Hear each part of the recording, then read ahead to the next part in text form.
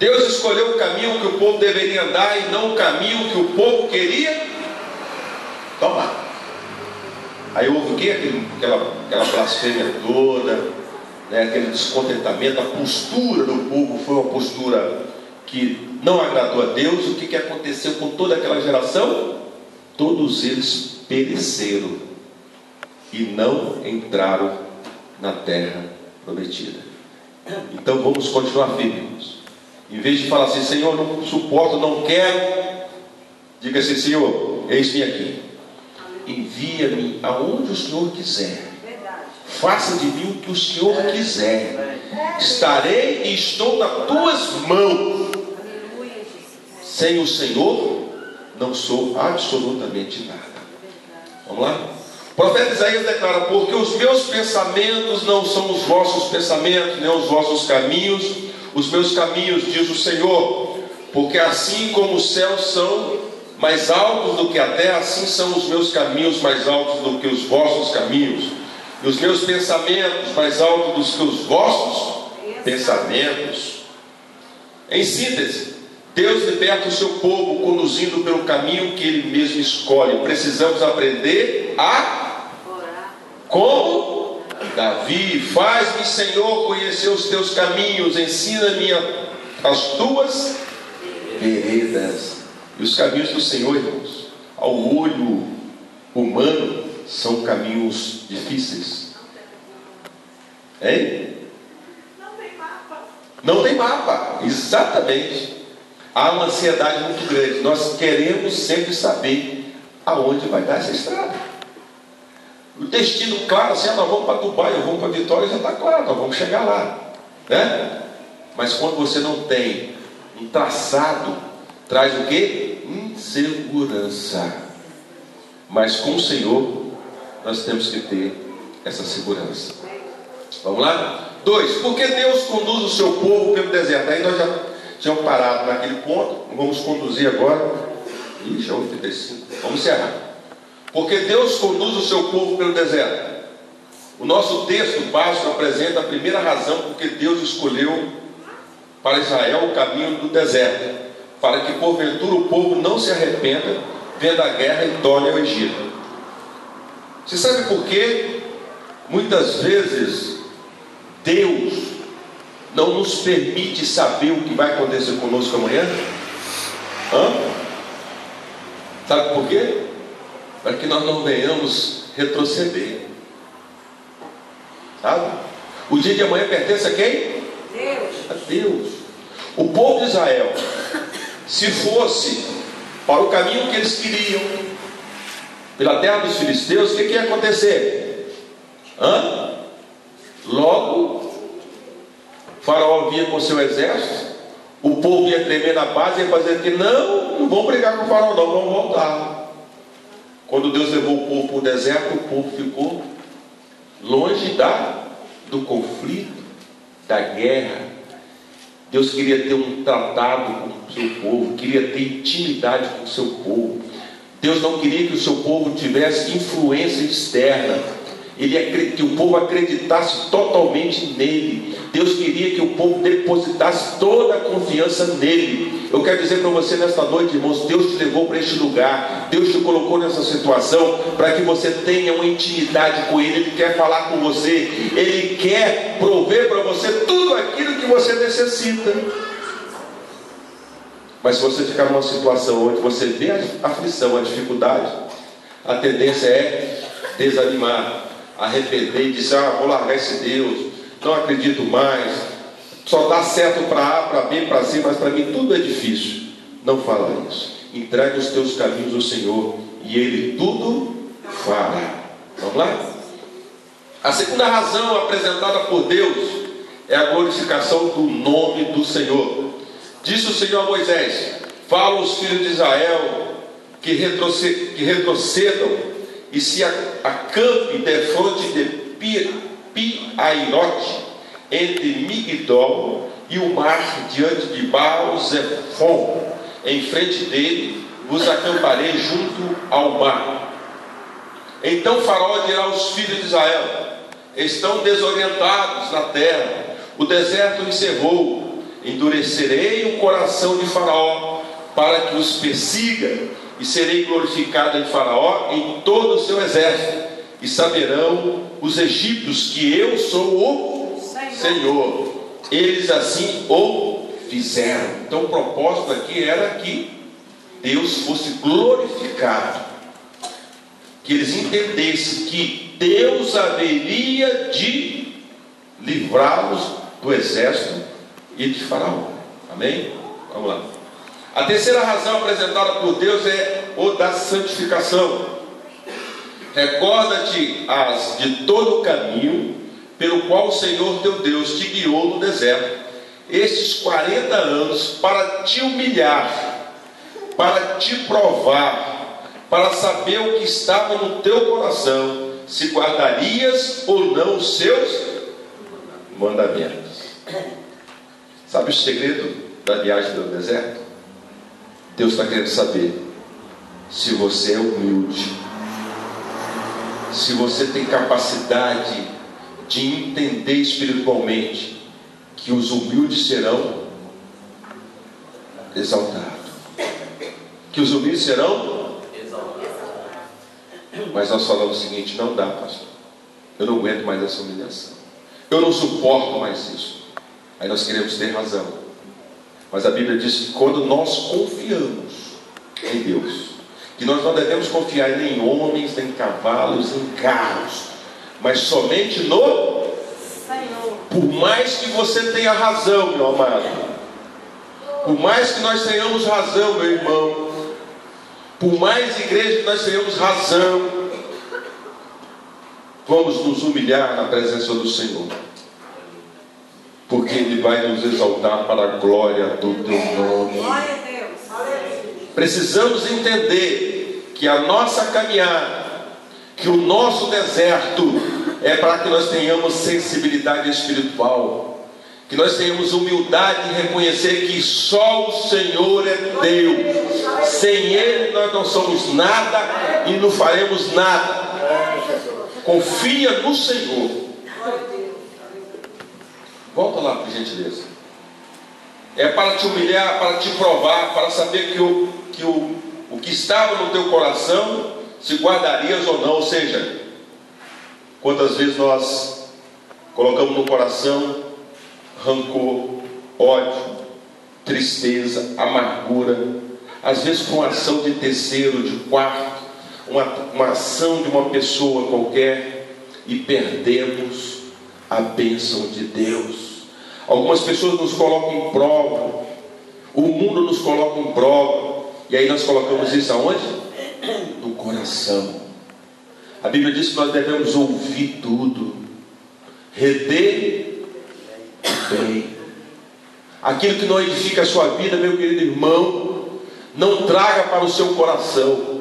O seu coração tem que ser para reter a palavra de Deus, como Davi disse: guardei a tua palavra para não. Guarde a palavra de Deus. Razão humana, razão da carne, não edifica, não lhe dá resistência, não lhe dá condição de suportar as provas no deserto. Mas a palavra de Deus sim, porque a palavra é o próprio Cristo em nosso coração. Ele te humilhou e te deixou ter fome e te sustentou com maná, que tu não conhecias, nem teus pais os conheciam, para te dar a entender que não só de pão viverá o homem, mas de tudo que procede da boca do Senhor viverá o homem. Nós temos por costume, irmãos, nos apegar àquilo que eu consiga, ou nós consigamos pegar, ou possuir, ou ter. Por exemplo, enquanto eu tenho dinheiro no banco, eu vivo uma vida tranquila. Quando o dinheiro termina, o que eu vivo? Uma vida de aflição. O que o Senhor quer dizer aqui? Que essa providência que Deus deu ao povo de Israel nessa viagem é que você tem que depender totalmente do Senhor. E o que eu aprendo aqui, irmãos? Quanto menos bagagem você tiver, com menos tralha que você tiver nessa viagem, você ficará muito melhor. E nós queremos levar tanta coisa, tanta coisa. Nós fazemos questão de tanta coisa nesse mundo. Nós queremos possuir tantas coisas nesse mundo. E a nossa viagem, irmãos, não é aqui. A nossa viagem é no deserto. E lá o Senhor vai nos prover o alimento. Lá o Senhor vai nos prover a roupa. Lá o Senhor vai nos prover a água. Lá o Senhor vai nos prover a segurança. Porque nem só de pão viverá o homem. O que eu aprendo aqui? Que nós deixamos às vezes de orar meia hora, orar 1 hora durante o dia, tirar um período de leitura da palavra de Deus, de fazer um jejum, porque eu não posso perder o compromisso do trabalho, porque eu tenho que fazer 1 hora extra, porque é mais interessante eu ter um grande salário para ter um conforto, uma segurança na vida, do que ter uma segurança espiritual, para que quando vier dificuldade, eu tenha condição de suportar. E quando o Senhor raiar das nuvens, eu esteja preparado. Quando o Senhor vier buscar, o noivo vier para buscar a sua noiva, eu esteja entre as 5 prudentes, com as minhas lamparinas e com as minhas lâmpadas acesas. Eu abro mão disso para buscar todo o conforto e a segurança do Egito. Por isso que muitos são chamados e poucos são escolhidos. Estava conversando domingo com os irmãos que nos visitaram aqui. A capacidade que nós temos, a grandeza que nós temos de sermos crentes, de ser evangélico na atualidade, é algo que muitas vezes nos assusta. Mas eu tenho um conhecimento bíblico. A Bíblia nos diz que no final do tempo nós teríamos homem amante de si próprio, homens que enganarão a muitos, falsos profetas, e nós não estamos pregando mais a verdade. Nós só estamos pregando, irmão, aquilo que interessa, aquilo que satisfaz o meu ego, aquilo que traz alento à minha carne. Mas nesta noite Deus está nos dando uma palavra para reforçar o nosso espírito, para que o nosso espírito prevaleça sobre a carne. Nós vamos caminhar no deserto, sim, mas a vitória é nossa, porque Deus nos prometeu a terra prometida. Deus nos prometeu uma terra que mana leite e mel, e que o inimigo jamais nos impedirá de chegar nela. Confia no Senhor e Ele tudo fará. O deserto é uma escola onde aprendemos que o espiritual precede o material. É lá no deserto que você vai entender, olha, o espírito é maior que a carne. Quando o espírito é maior que a carne, irmãos, a sua resistência para vencer as hostes satânicas é algo tremendo, porque é a própria ação do Espírito de Deus que lhe fortalece com a palavra, e Deus lhe manda o reforço do céu com os anjos guerreiros que irão batalhar e guerrear por você, e você será vitorioso em nome de Jesus. Crescer espiritual quando enfrentamos o deserto. Eu tenho várias experiências de deserto, e todas elas, quando o inimigo falou assim, olha, não tem mais jeito para ele não, ali já está liquidado. Deus nos deu resistência, Deus nos deu força, e lá no pó, na cinza, nós falamos, e a igreja fala como Jó: eu sei que o meu Redentor vive, aleluia, e Ele há de se manifestar. E Deus se manifesta para os seus filhos. Confia no Senhor. O deserto é o lugar que crescemos. Não rejeite essa sua caminhada. É ali que você vai crescer. É ali que outras pessoas vão entender que o Deus que você serve verdadeiramente é um Deus vivo e poderoso, e eles também hão de aceitar esse Senhor. Uma última razão a encontramos no Novo Testamento. Essa última razão encontramos no Novo Testamento.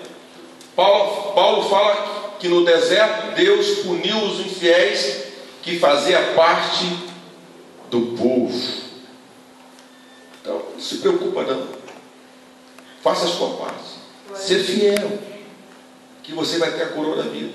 Aos infiéis, deixa por conta do Senhor. Deixa isso aí com o Senhor. Aquilo que eu falei anteriormente. Não tenta ajudar Deus não. Não tenta ser juiz não. Seja servo. Sejamos servos. Deixa isso por conta do nosso Senhor. Que Ele é Senhor, Ele é Rei, Ele é juiz. Ele saberá como julgar todas as ações. Ó irmãos, não quero que vos ignoreis que nossos pais estiveram todos sob a nuvem, e todos passaram pelo mar, tendo sido todos batizados, assim na nuvem como no mar, com respeito a Moisés. Todos eles comeram de um só manjar espiritual, e beberam da mesma fonte espiritual, porque bebiam de uma pedra espiritual que os seguia, e a pedra era Cristo. Entretanto, Deus não se agradou da maioria deles, razão porque ficaram prostrados no deserto. Nós temos pessoas no nosso meio que falam de Cristo, que pregam, que cantam, que profetizam, que se dizem que é do Senhor, mas pratica todas as sortes, tudo aquilo que Deus abomina. Vão ficar no deserto. Ficarão no deserto. Mas aqueles que foram fiéis ao Senhor receberão do Senhor: vindes bendito de meu Pai. Possuir a herança, possuir o reino, possuir a promessa que foi feita desde a fundação do mundo. E deixa que os infiéis, deixa que aqueles que praticam toda a sorte de mal, tudo aquilo que pratica as coisas abomináveis por Deus, receberão da parte de Deus: apartai-vos de mim, maldito, porque não vos conheço. Façamos aquilo, irmãos, que o Senhor quer que nós sejamos fiéis a Ele. O resto deixa com o Senhor. Há muitas pessoas que estão na igreja desfrutando de privilégios, sem contudo serem crentes verdadeiros. Por causa da incredulidade, a geração que saiu do Egito rodou 40 anos no deserto e não entrou na terra prometida. Muitos que dizem Senhor, Senhor, não herdarão o reino do céu. Um culto como hoje de terça-feira, salve aqueles irmãos que estão trabalhando, aqueles que estão enfermos ou em viagem. Eu acredito que um trabalho desse, irmãos, para aqueles que querem o céu, por mais que seja o dia hoje foi quente, foi aquele sol de deserto, por mais que foi puxado, vale a pena buscar a resistência, tomar água, para que amanhã nós possamos caminhar mais um dia nesse deserto. Eu acho que vale a pena. Eu acho que vale. Sabe por quê? Porque nós teremos da parte do Senhor a tão bendita promessa de morar com Ele eternamente na glória. Deus caminha com o seu povo pelo deserto. O nosso texto base oferece-nos uma terceira lição importante. Deus está conosco no deserto. O Senhor ia adiante deles durante o dia numa coluna de nuvem. Porque no deserto, irmãos, é sol castigante a 40, 45, 46, até 50 graus. Imagina você, areia e um sol com 45 a 50 graus na sua moleira. A vantagem de ter cabeça grande é essa, né? Que protege mais do cérebro, né? A caixa, né, Gabriel? Nós temos vantagem nisso aí, né, Gabriel? Ou não, né? Ou não, né? Porque No seu caso, menos cabelo, capacidade solar e de penetração é maior, né? Então, observa que durante o dia o povo não sentia esse calor, porque a nuvem Deus providenciava para o povo. Onde o povo estava andando e a nuvem estava exatamente acima do povo. Aí eu aprendo o seguinte: a Bíblia diz: chegai-vos a Deus e Ele chegará a vós. A mão do Senhor estará estendida sobre os justos. Aonde você, meu irmão, colocar a planta dos seus pés, aonde você for caminhando, a mão do Senhor estará sobre a tua vida. Receba essa palavra nesta noite. Aonde você colocar a planta dos teus pés, o Senhor estenderá as tuas mãos para lhe proteger. Glória a Jesus. Aleluia. Volta lá. Para os que querem caminho. Amém. Volta. Durante a noite, numa coluna de fogo, no deserto, irmãos, é um negócio interessante. É totalmente oposto. À noite faz frio. Faz frio. Aí o que Deus providenciou? Uma fogueira. Sabe, o Léo, qual é aquela fogueira? Aquela fogueira que nós fazemos lá no sítio quando o negócio está tenso, né, o baianinho? O negócio está tenso, você faz uma fogueira lá, né, irmão Lorena? Esquenta a mão e você consegue passar a noite. Assim era no deserto. Deus sempre dava providência ao seu povo. Nunca se apartou do povo a coluna de nuvem durante o dia, nem a coluna de fogo durante a noite. E o que significa a presença de Deus? A presença de Deus significa direção. Aonde Deus está, pode saber que você tem um caminho certo. Pode saber que você tem um destino certo. Aonde Deus está, meu querido irmão, você está no porto seguro. Você estará em um destino seguro. Ele está presente com o seu povo a fim de orientá-lo. A nuvem simbolizava a presença orientadora de Deus. Ou seja, no deserto, se você não tiver bússola, você não chega no lugar seguro. Você vai ficar rodando no deserto. Então a nuvem estava o quê? Guiando o povo. Ó, vamos seguir. Onde a nuvem estiver, porque Deus está nos guiando. Quando a nuvem se levantava de sobre o tabernáculo, os filhos de Israel caminhavam avante em todas as suas jornadas. Se a nuvem, porém, não se levantava, não caminhava, até o dia que ela se levantava. O que eu aprendo aqui, irmãos?